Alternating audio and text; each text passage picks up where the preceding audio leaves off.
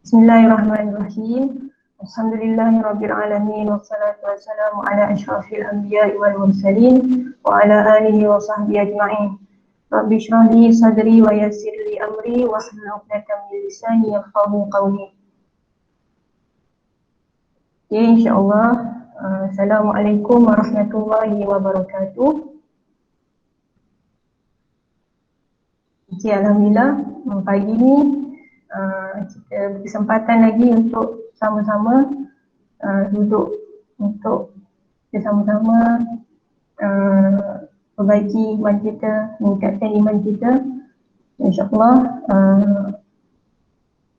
Daripada semalam bagian khatibah ni bermula pukul 10 bersama Ustaz Uthman. Kemudian pagi tadi kita dengar pada pukul 5 pagi kita dengar rakaman penyampaian daripada Ustaz Zaid, dan insyaAllah pada pagi ni bersama Ana, moderator untuk slot yang ketiga, kita akan meneruskan untuk slot yang ketiga pula pada pagi ni, insyaAllah.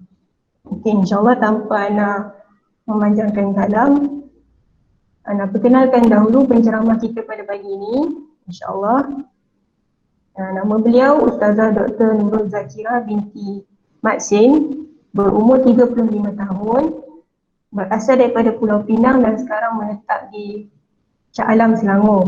Sudah pun berkahwin dan merupakan seorang ibu kepada 4 orang anak perempuan dan 7 orang anak lelaki. Berkejaya sebagai seorang penceramah bebas dan juga suri rumah. Latar belakang pendidikan beliau memperoleh ijazah sarjana muda dalam bidang usuluddin di Universiti Malaya.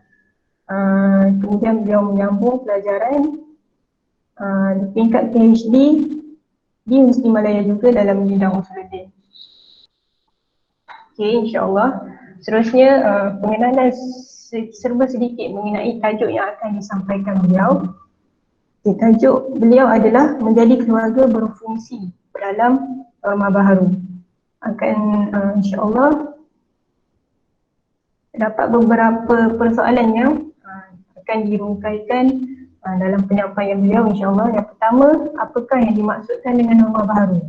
Kita biasa dengar tapi kita nak dengar lagi dengan lebih teliti, kan? Okey, yang kedua, apakah realiti dan cabaran yang dihadapi oleh keluarga semasa PKP?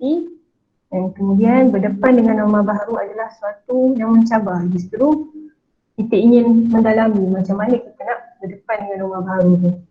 Dan yang keempat, bagaimana keluarga berperanan dalam menghadapi situasi Rumah Baharu. Dan yang kelima, bagaimana kita memanfaatkan Rumah Baharu dalam membina keluarga yang berfungsi. InsyaAllah persoalan-persoalan ini akan kita dengar lagi. Kita akan dengar daripada Ustazah Dr. Nurul Zakirah. Okay, tanpa Ana buang masa, Ana serahkan majlis kepada Ustazah. Persilakan Ustazah Zakirah.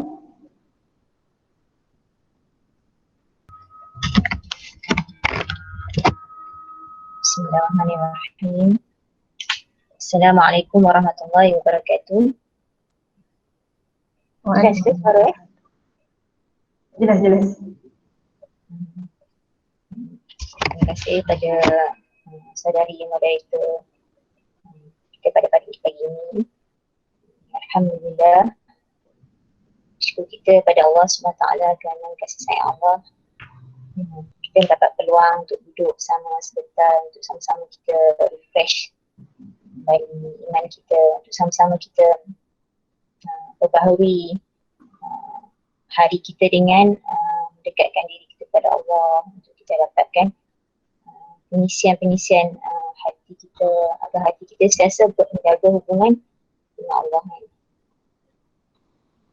Selawat salam juga kepada Rasulullah SAW, kekasih kita, serta para sahabat, baginda yang sama-sama berjuang di atas dari Islam sehingga kini kita dapat mendapat nikmat yang terbesar, iaitu nikmat memahami, menghayati nilai iman dan juga nikmat Islam. Jadi pada hari ini sebenarnya kita bersyukur sangat kepada Allah kerana setiap hari adalah setiap hari adalah hadiah kepada kita kerana Allah memberikan lagi peluang kepada kita nafas untuk kita teruskan mengabdikan diri kepada Allah, untuk teruskan kita membina hubungan kita dengan Allah, membina keyakinan kita, membina tugas kita, menjalankan tugas kita sebagai hamba Allah di atas muka bumi ini. Peluang yang kita dapat hari-hari yang kita dapat ini perlulah kita manfaatkan, perlulah kita tambahkan lagi pengetahuan, perlulah kita perbaiki lagi amalan-amalan, dan kita perlu betulkan lagi pemikiran kita agar kita dalam usaha untuk balik kepada Allah ni dalam keadaan hati kita bersih kan, dalam keadaan hati kita dapat menerima apa sahaja ketentuan yang Allah berikan kepada kita ni dengan hati yang lapang, dan Allah pun menerima kita dalam keadaan bersih kan, dalam keadaan redha setelah hambanya sabar dan redha menerima ketentuan Allah.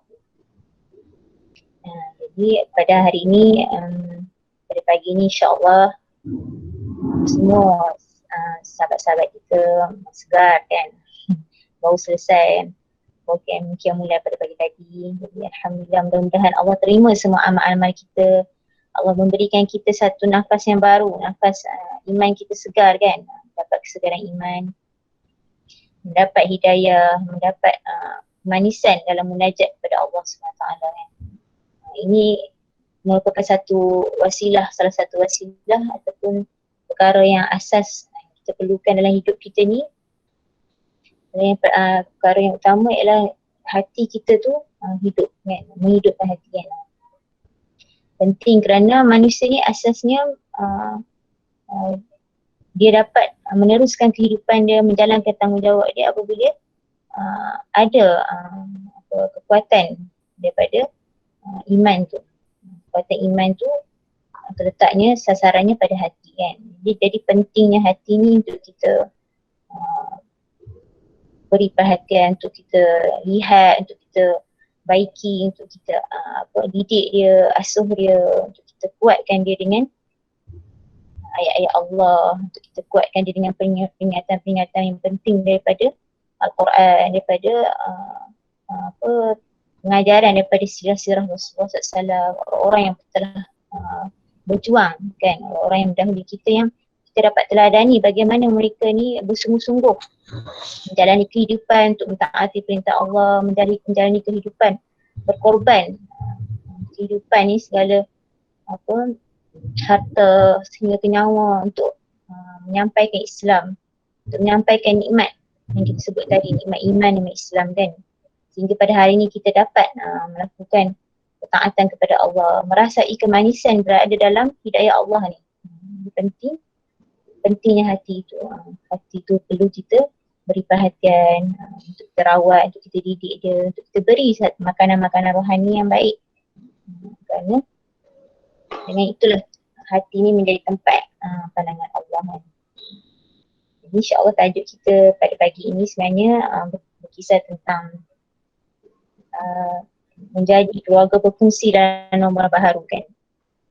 Sebenarnya kita dah melalui hampir setahun lah kalau lihat segi latar belakang normal baharu ni. Sebenarnya kita telah melalui satu tempoh yang bukan mudah lah, satu tempoh yang mencabar apabila kita semua maklum menerima ujian ini virus COVID-19 kan.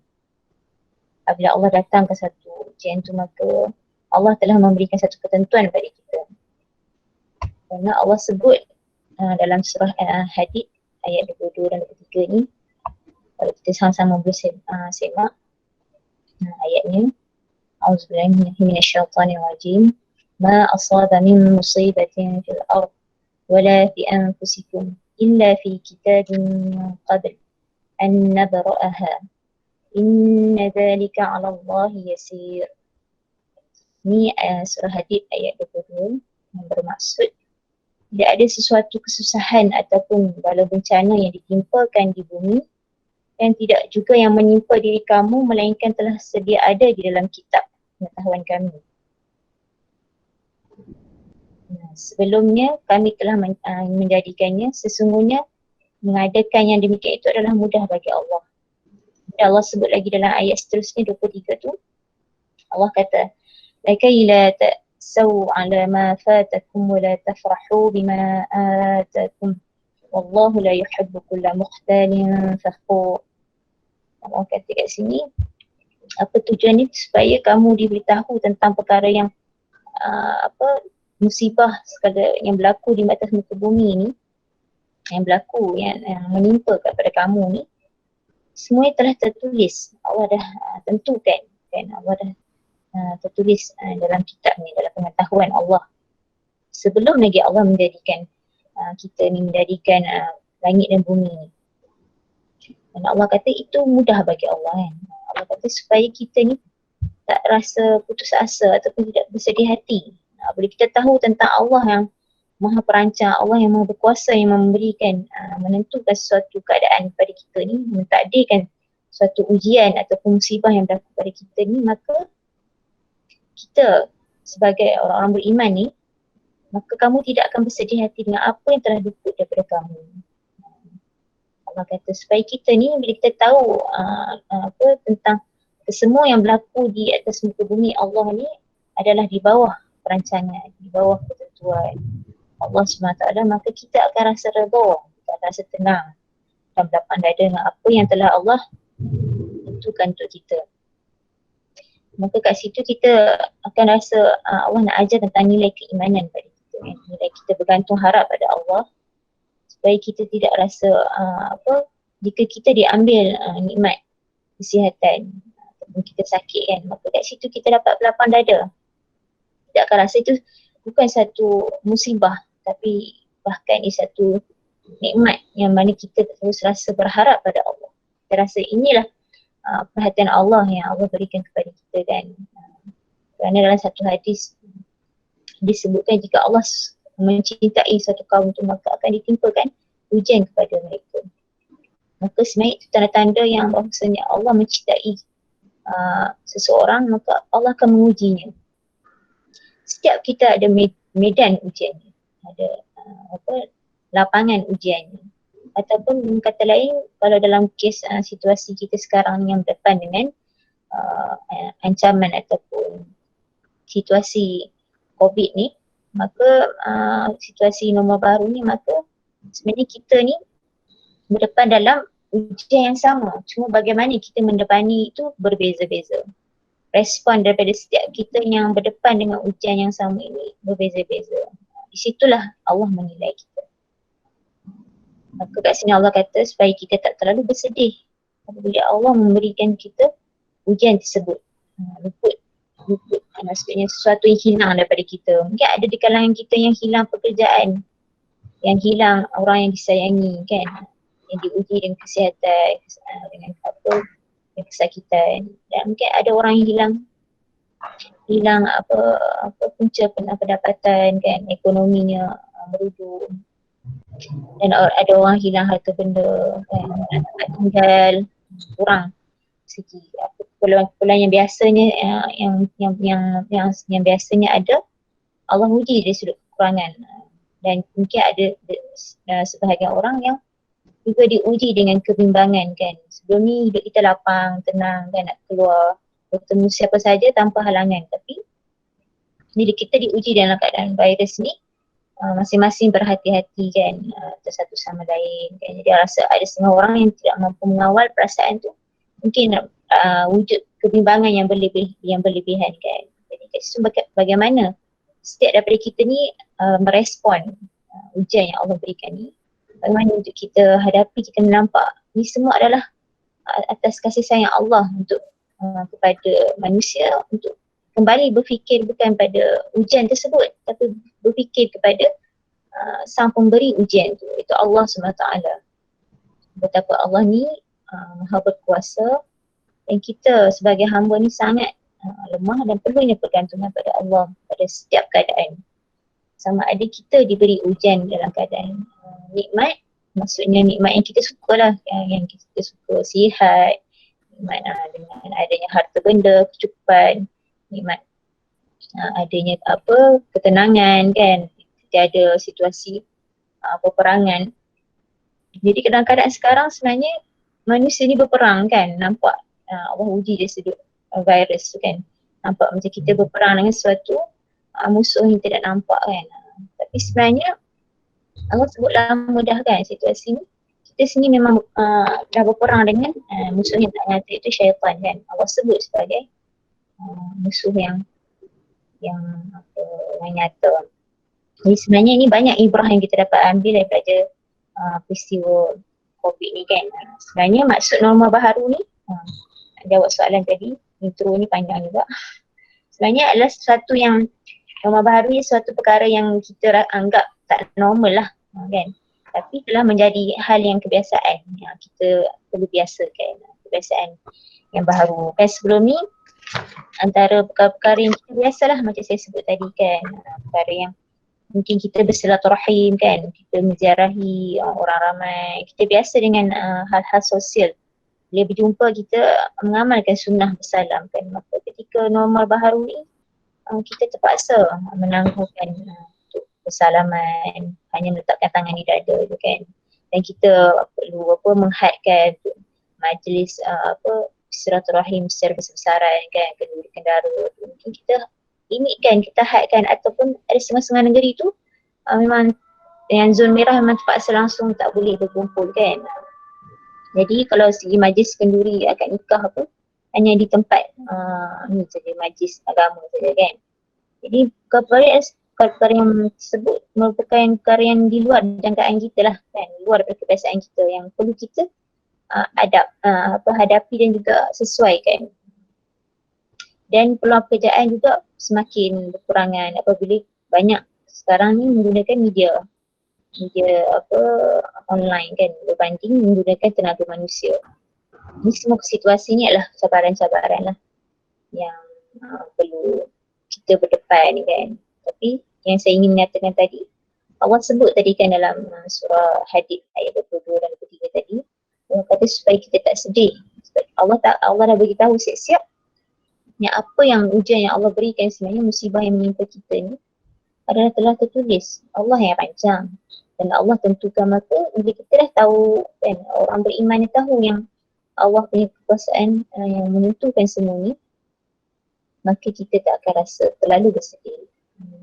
Dan kita pula, dan ayat yang selepas ni kata wala tafrahu bima atakum, dan kita pula tidak akan terlalu bergembira. Mungkin ada sebahagian orang dan satu kata-kata mengatakan di sebalik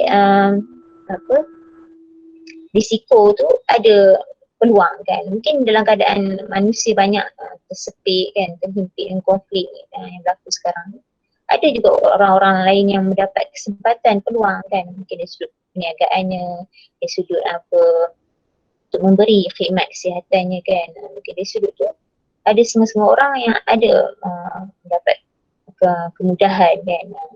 Tapi Allah beri peringatan juga supaya kita tidak terlalu bergembira. Dengan kata lain, dengan tidak terlalu sombong dan berbangga dengan apa yang diberikan kepada kamu.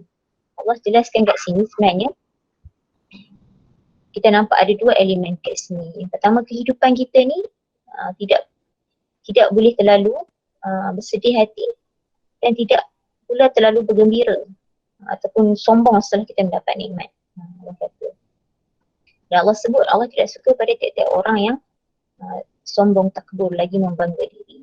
Kerana Allah nak nyatakan kat sini sebenarnya dua ni, sifat manusia yang sedih dan juga terlalu gembira ataupun sombong ni, dua ni adalah hanya pinjaman yang Allah berikan kepada manusia, yang bila-bila masa saja Allah boleh menarik nikmat tu kan.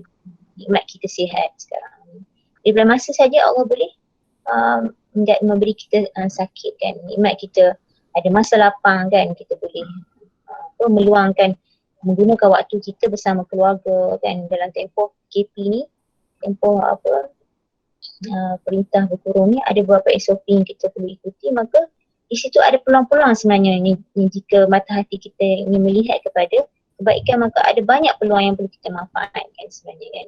peluang bersama keluarga, peluang untuk kita review balik diri kita, peluang untuk kita mendidik seluruh ahli keluarga kita kan, peluang untuk mendidik suami atau isteri, anak-anak kan, untuk kita betul balik hala tuju kita dalam kehidupan ni, hala tuju keluarga kita kan. Jadi kat sini sebenarnya kalau kita lihat apakah realiti dan cabaran yang dihadapi oleh pengurus rumah tangga atau pengurus keluarga tu semasa PKP, memang banyak kalau kita lihat, kita tengok, kita dengar daripada media massa kan, banyak yang dibincangkan, banyak perkara yang diviralkan, isu-isu kaitan tentang macam mana konflik-konflik yang dihadapi oleh individu-individu dalam rumah tangga kan, termasuklah suami, isteri, anak-anak, ibu, ayah kan, semua individu yang berada dalam keluarga ni semuanya terkesan kan dalam situasi PKP atau situasi COVID ni. Cumanya bagaimana kita menghadapi realiti kita yang diuji ni, dan cabaran-cabaran yang mendatang ni, bagaimana persiapan dari sudut hati kita, persiapan minda kita kan. Kerana Allah dah menyebut dalam Al-Quran tentang ujian-ujian yang Allah berikan ni, antaranya adalah disebabkan dengan tangan-tangan manusia sendiri kan. Maksudnya Allah nak suruh kita berfikir apa saja musibah yang berlaku ni ada faktor-faktor campur tangan daripada manusia juga kan. Contohnya apabila berlaku berjangkit penyakit virus ni, mungkin ada salah satunya adalah faktor tentang kebersihan kita kan. Maka kat situ Islam dah telah awal lagi mengajar macam mana untuk kita menjaga kebersihan kan, taharahnya dengan wuduknya kan. Maka kat situ kita kembali memperhatikan hikmah-hikmah yang Allah berikan, Allah dah tentukan dalam agama kita, dalam din kita ni, sangat cantik macam mana aturan Allah kan. Perkara segala sudut ibadah tu bila kita teliti, banyak sangat nilai yang sesuai, yang serasi dengan dalam kehidupan manusia ni kan. Jika manusia ataupun orang ramai ataupun masyarakat menilai balik, semua tu tidak bercanggah kan, bahkan bertepatan dengan nilai-nilai Islam kan, nilai menjaga kebersihan. Dan dari sudut hati kita sendiri, bila berdepan dengan cabaran semasa PKP ni, bagaimana hati kita ni perlu diperbetulkan balik mindsetting kita kan. Hati kita perlu rasa pertama sekali menerima ketentuan yang Allah berikan ini dengan lapang dada kan. Jadi sebenarnya kalau kita pernah dengar lah kan, kalau sahabat-sahabat pernah dengar, ada satu hadis yang sahih menyebut tentang ajaban amrul mu'minin.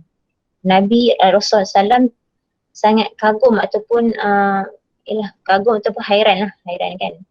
Nabi tak kagum dengan hairan dengan keadaan situasi orang beriman dengan banyaknya harta, dengan kuat ke kan. Tapi Nabi sebut apabila seorang manusia ni, seorang beriman ni, orang beriman ni, apabila dia diuji maka dia sabar. Dan apabila dia diberi nikmat maka dia bersyukur.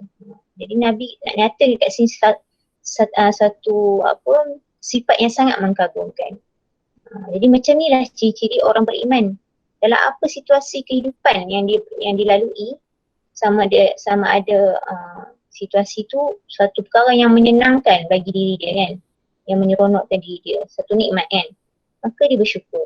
Maksudnya dia tetap berhubung dengan Allah kan, dengan nikmat yang diperolehi itu kan, nikmat berkeluarga, nikmat sihat, nikmat ada harta kekayaan, nikmat kecukupan kan, nikmat usia, Allah berikan lagi pinjaman hari pada kita untuk teruskan menjalankan tanggungjawab kita kan. Jadi nikmat-nikmat itu menjadikan dia bertambah syukur pada Allah kan, bertambah dia rendah hati pada Allah, bertambah elok hubungan dia sesama manusia kan. Dan juga jika diuji dengan musibah, dengan kesusahan, maka ia juga memberi satu kelapangan pada hati orang beriman ni apabila ia bersabar, kan. Dan Allah sebut kesabaran yang tinggi pada orang-orang yang diuji dengan kesusahan ni adalah satu pahala yang tidak ternilai, pahala yang tidak terkira. Bayangkanlah jika kita ni Allah uji kat dunia ni kan dengan kesusahan macam-macam lah, maksudnya kita nampak dari segi mata fizikal kita tu menderita seolahnya kan dengan kesusahan tu. Tapi sebenarnya Allah memberikan ganjaran pahala yang sangat banyak di akhirat, kan. Allah kumpulkan pahala-pahala atas kesabaran orang yang menerima ujian tu. Jadi pahalanya terkumpul banyak di akhirat sehingga dia sendiri merasa hairan, adakah ini amalan siapa, kan. Tapi Allah kata ini adalah amalan hamba-Ku, itu kamu yang sabar di dunia, kan. Sabar atas kesakitan, sabar atas kekurangan, sabar atas ujian-ujian yang Allah timpakan pada kita, kan. Sabar atas doa-doa yang mungkin belum lagi dipenuhi, kan. Jadi sebenarnya hidup kita ni adalah kuncinya adalah kesabaran kita pada Allah, kan. Allah nak nilai limit kesabaran. Dalam banyak-banyak amal kita semuanya ada nilai ganjarannya, tapi nilai ganjaran sabar ni tiada limit dia. Selagi mana kita mampu bersabar, lagi besar lagi nilai ganjaran yang Allah beri kepada kita, kan. Allah kata tiada limit, kan. Bayangkanlah sebab apa orang yang bersabar ni adalah orang yang sangat mengagumkan, sebagaimana yang Nabi sebut dalam hadis yang kita jelaskan tadi, kan. Jadi sebenarnya realiti dan cabaran yang berlaku dalam fasa PKP ni bukanlah perkara yang mudah, kan, kerana perlu berlaku penyesuaian, kan. Kalau kita tengok data-data lah, ada beberapa kertas kerja yang banyak dibincangkan oleh ilmuwan kita pun. Antaranya kalau kita tengok ada lebih kurang dekat Malaysia ni saja 32.6 juta penduduk Malaysia yang terkesan dengan PKP. Jadi dan mereka ni terutamanya golongan wanita yang berkejaya lah. Ini kerana kenapa golongan wanita yang berkejaya? Kerana mereka seorang wanita ni bagaimana nak seimbangkan antara tugasan rumah tangga yang menjadi keutamaan tanpa mengira sama ada sudah berkeluarga ataupun belum. Dia tetap perlu menjalankan tugas tanggungjawab rumah tangga, kan. Walaupun belum kahwin, nak seimbangkan antara tugas tanggungjawab rumah tangga itu tersebut dengan pekerjaan, kan. Dalam tempoh PKP tersebut diperlukan semua ahli keluarga ni untuk duduk berkumpul dalam rumah dan menuntut komitmen lah, kan. Komitmen sepenuhnya daripada untuk nak menguruskan rumah tangga kita. Jadi ini perlukan satu perbincangan untuk kita sit down, kita lihat tentang macam mana kita nak uruskan keluarga kita ni menjadi keluarga yang berfungsi, keluarga yang memberikan banyak keluarga yang proaktif lah, keluarga yang memberi banyak kesan-kesan yang baik pada setiap individu, kan. Kerana dalam situasi keadaan normal baharu ni kita perlu sesuaikan dengan kebiasaan yang baharu dalam masyarakat ni. Kita perlu sedar apakah peranan kita masing-masing sebagai anggota keluarga, kan, sebagai ibu, sebagai ayah, kan, dan sebagai anak-anak, macam mana setiap satu daripada individu dalam keluarga itu perlu memainkan peranan. Dalam situasi nak urus rumah tangga ni biasanya rutin, perubahan rutin tu sebenarnya kalau kita tengok. Perubahan rutin ni menyebabkan untuk kita perlu hadapi, untuk kita sesuaikan. Jadi pertembungan antara berbagai tanggungjawab dalam satu tempat pada waktu yang sama. Jadi mana dahulu yang perlu kita selesaikan, mana yang perlu kita dahulukan dulu. Kat situlah pertimbangan, kan, antara yang perlu kita buat, yang perlu kita lalui, kan. Seorang isteri bagaimana dia nak laksanakan tanggungjawab dia di rumah dan dalam masa sama untuk selesaikan tugasan-tugasan tuntutan pekerjaan, kan, jika isteri tu bekerja, kan. Dan seorang suami bagaimana untuk dia nak cuba menyesuaikan sebelum ni dalam suasana yang dia pergi ke tempat kerja, kan, berada dalam suasana formal di tempat kerja, perlu sesuaikan diri di rumah dalam keadaan yang macam-macam apa gangguan-gangguan daripada anak-anak mungkin kan, ataupun daripada tugas-tugas distraction lah, macam gangguan untuk dia berehat ke, untuk dia mengurus, membantu isteri dia dalam untuk urusan rumah tangga kan. Kat situ perlunya ada kesepahaman kan, perlu ada perbincangan. Kerana jika apa perubahan rutin yang berlaku ni jika tidak dilalui dengan cara yang baik, cara yang matang, maka dia boleh mengganggu kan, yang boleh merosakkan hubungan kekeluargaan. Jadi kalau kita tengok sebab itulah berlakunya banyak kes-kes konflik tekanan emosi kan di kalangan wanita, sehingga kalau tengok bantuan talian hayat kaunseling ataupun talian kasih ni memang sangat sibuk lah pada bulan-bulan PKP setahun yang lepas kan, sepanjang tahun tu memang macam-macam aduan dikemukakan pada apa kaunselor kan, dari sudut apa segi tekanan emosinya, gangguan apa tekanan apa segi apa penderaan fizikal, macam-macam lah penderaan anak-anak kan. Jadi benda ni sebab bila kita tak apa tiadanya persediaan roh kan, dan fizikal kita, roh kita dan mental kita kan, bagaimana pemikiran kita tu perlu jelas balik kepada matlamat, tujuan balik matlamat kita hidupkan ni kena balik pada tadi ayat-ayat Allah kan. Allah sebut kalau kita tengok dalam surah Al-Mulk ayat 2 tu kan, allazi khalaqal mauta wal hayata liyabluwakum ayyukum ahsanu amala. Allah kata Allah ciptakan kehidupan kita ni, kematian dan kehidupan ni, dan Allah nak nilai siapakah yang paling baik, yang terbaik amal kan. Hidup kita sini sebenarnya kehidupan manusia ni dalam muka bumi Allah ni adalah sebenarnya untuk diuji Allah, untuk Allah uji siapakah yang paling baik, yang paling ihsan sekali apa amalan dia kan. Maksudnya dalam apa situasi posisi kita berada, sama ada dari sudut kita sebagai apa ibu rumah tangga, sebagai isteri, sebagai suami, pemimpin dalam keluarga kan, sebagai anak-anak kan, ataupun peranan kita sebagai adik-beradik apa yang melihat adik-adik keluarga kita ataupun kejiranan kita kan, dari sudut masyarakat tu, bagaimana untuk kita bantu untuk seimbangkan balik kan, nak bantu untuk kita sama-sama apa boleh lalui tempoh yang mencabar ni dalam keadaan kita berserah harap pada Allah kan, dalam keadaan kita memohon bantuan kepada Allah kan, untuk memudahkan urusan kehidupan, untuk memberikan kita kelapangan dalam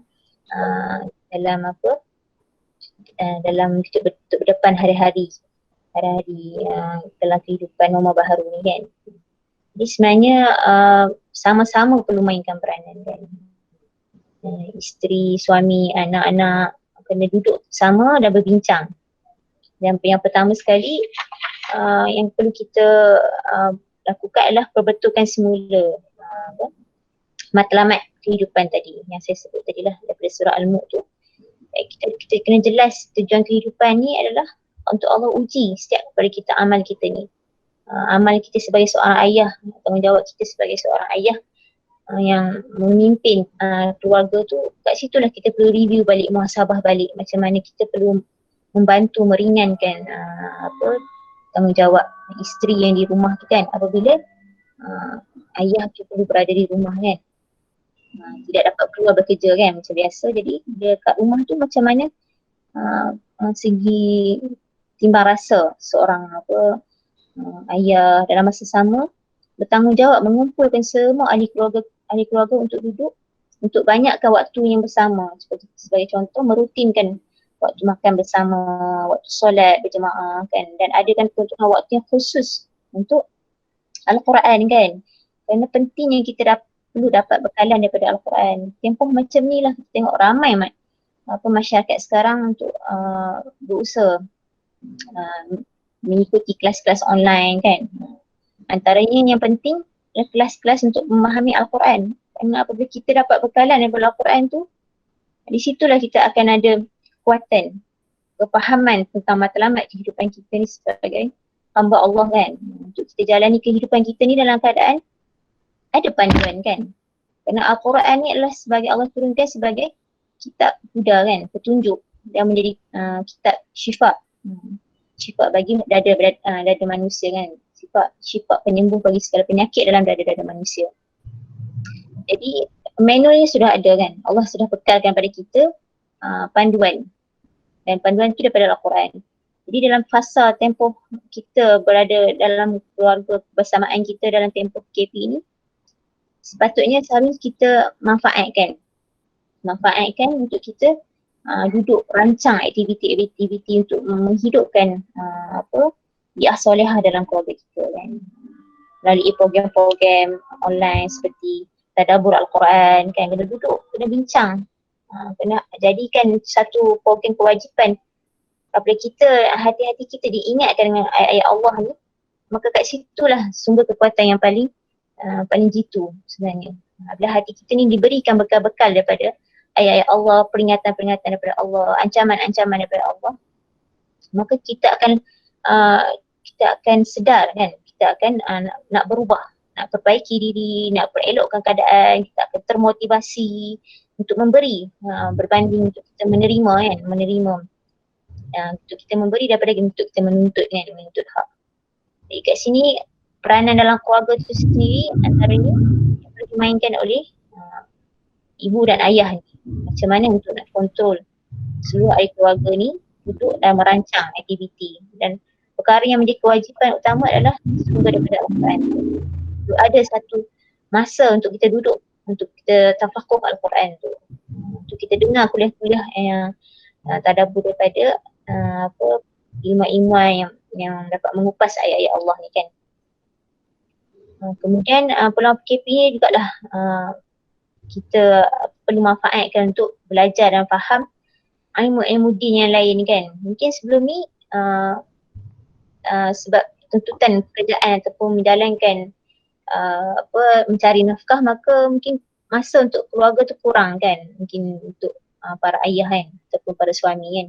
Jadi tempoh yang Allah berikan untuk kebersamaan ni, maka kita perlu manfaatkan untuk kita pelihara keluarga kita kan, untuk kita didik keluarga kita, didik bermula dengan diri kita sendiri, kemudian pembentukan keluarga ni. Pembentukan keluarga ni sangat penting dalam Islam. Jadi dia adalah salah satu 7 tahapan untuk nak membina daulah kan. Maka keluarga ni adalah satu elemen yang penting yang perlu diberi perhatian setiap ahli keluarganya, untuk diberikan kefahaman, dilatih dari sudut kompetisi, kemahiran-kemahiran kan. Jadi bila peluang dalam PKP ni lah, peluang untuk kita melatih anak-anak, untuk kita beri perhatian sikap-sikap perangai anak-anak, akhlak. Dalam masa sama sebenarnya anak-anak pun memerhatikan ibu dan ayah tu kan, secara pembelajaran yang informal kan. Sebab bila mak dan ayah ni banyak berada di rumah, maka kat situ mereka memerhatikan macam mana akhlak ruah kita di rumah kan. Jadi kat situ sebenarnya adalah peluang untuk ibu dan ayah tu sendiri untuk review muhasabah diri, untuk betulkan balik amalan-amalan. Mungkin sebelum ni terlalu sibuk kan, jadi peluang berada kat rumah, kita dapat solat berjemaah bersama, dapat duduk bersama dengan anak-anak, dapat mendalami Al-Quran, berbincang tentang ayat Al-Quran, hadis, mungkin kita dapat kupas sirah. Tujuannya untuk kita dapat roh tu kan, untuk kita dapat hidupkan iman kita kan, hidupkan hati kita. Sebagaimana yang program semalam, macam mana kita nak dapat hati yang hidup kan. Jadi kita perlu lalui wasilah-wasilah yang dapat menghidupkan hati kita ni. Antaranya dengan bi'ah solehah ni kan. Bi'ah solehah ni seharusnya bermula daripada rumah. Rumah ni menjadi medan yang asas, medan yang pertama bagi anak-anak, untuk sehingga mereka dapat keluar menjadi pemimpin di luar kan, menjadi contoh yang terbaik di luar kan. Jadi tempoh macam ni lah, ketika ada waktu yang bersama ni, kita dapat sama-sama duduk belajar kan, belajar kelas-kelas online kan. Sebab bila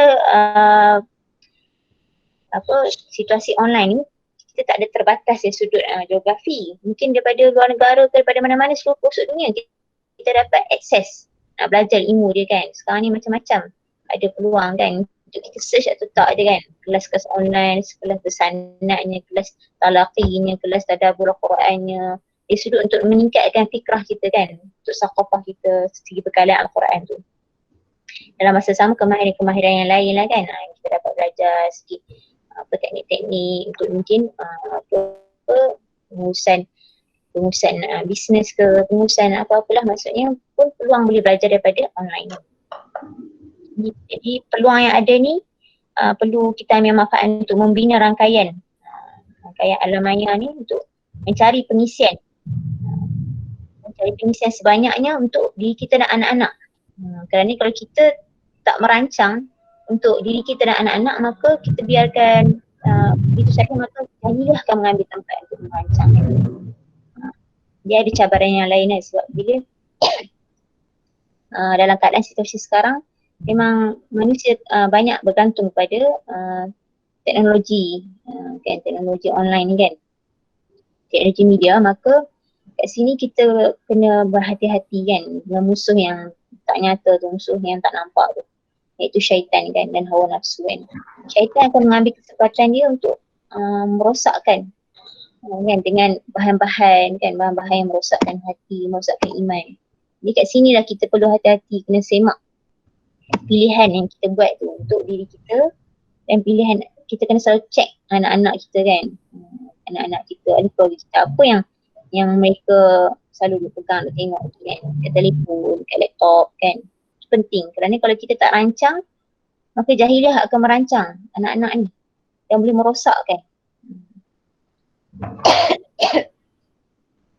Jadi peluang bersama dengan keluarga ni perlulah kita manfaatkan, perlu kita semak balik kan, sebab kita tak tahu sampai bila norma baharu ni kita akan teruskan.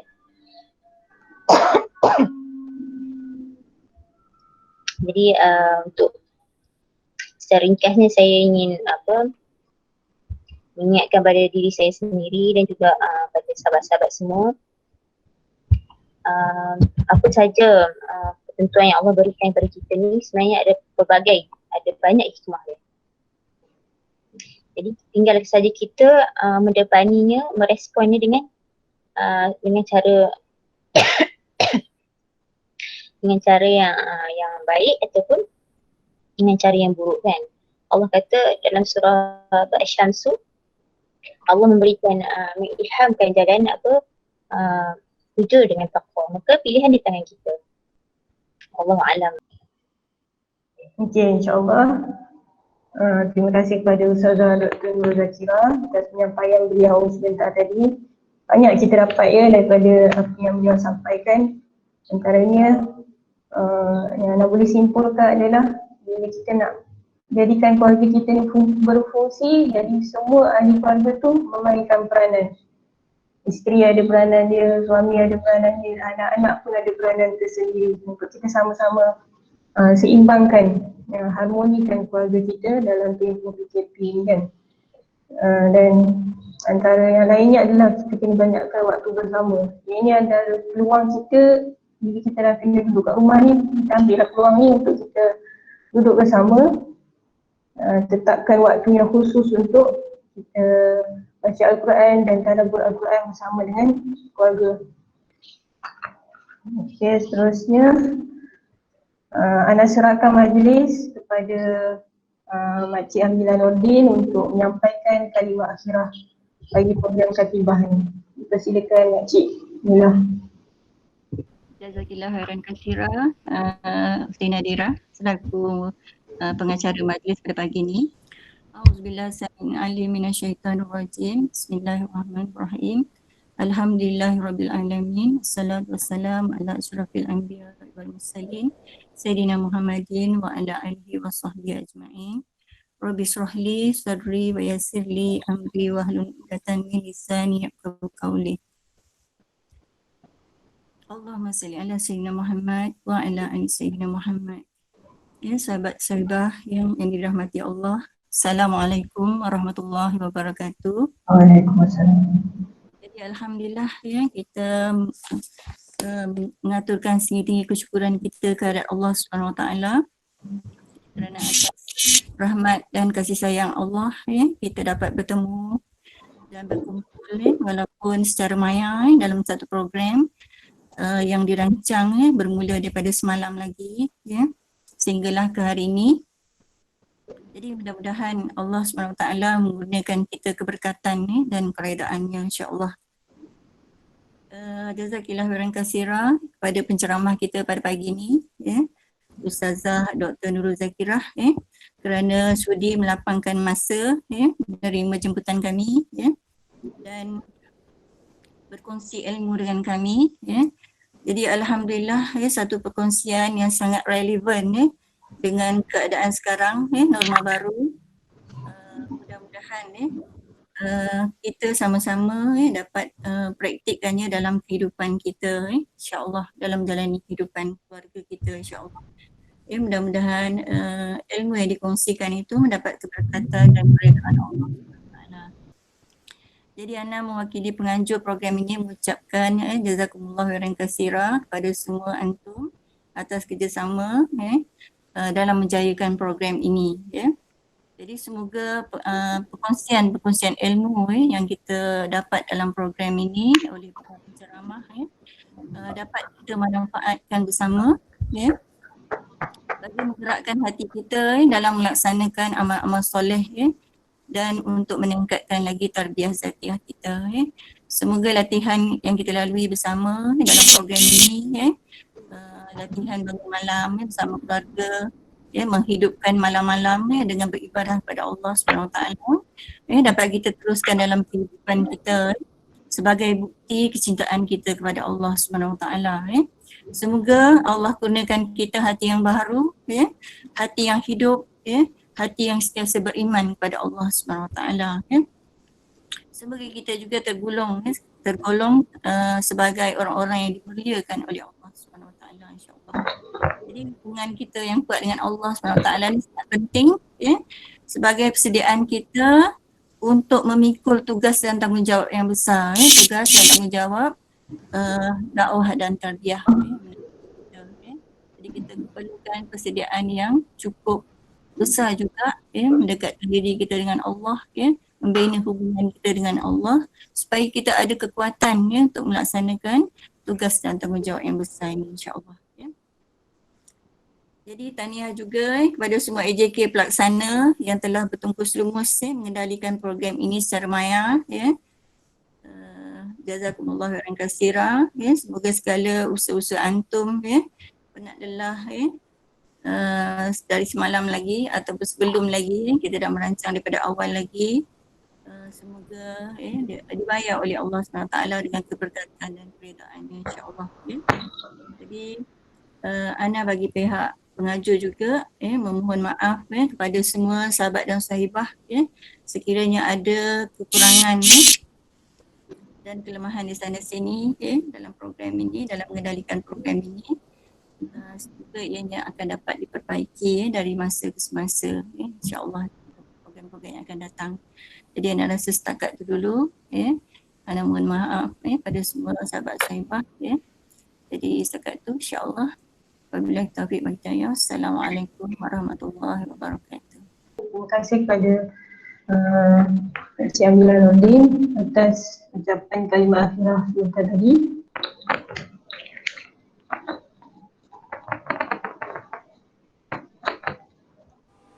A'udzu billahi minasyaitonir rajim. Bismillahirrahmanirrahim.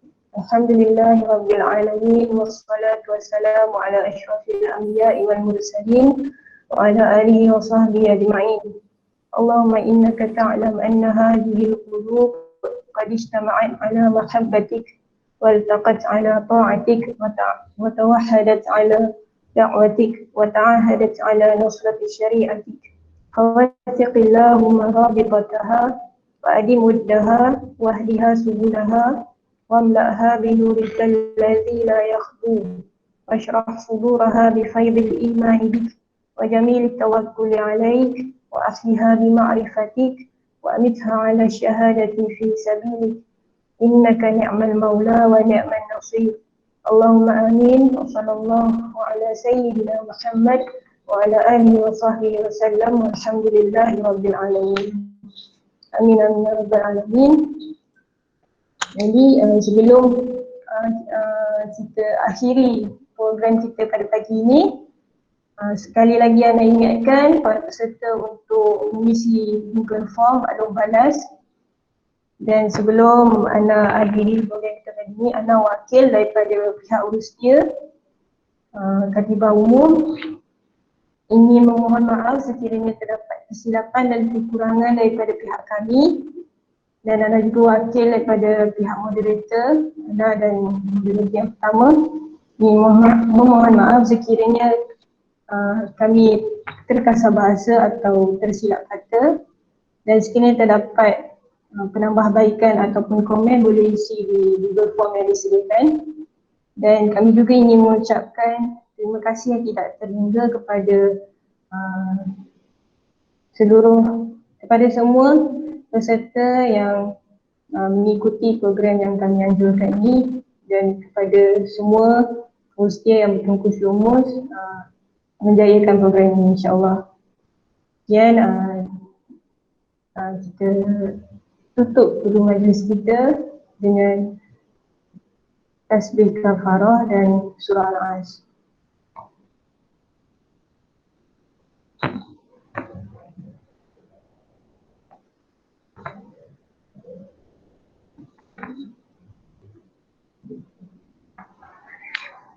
Ya, jazakumullahu khairan katsira pada semua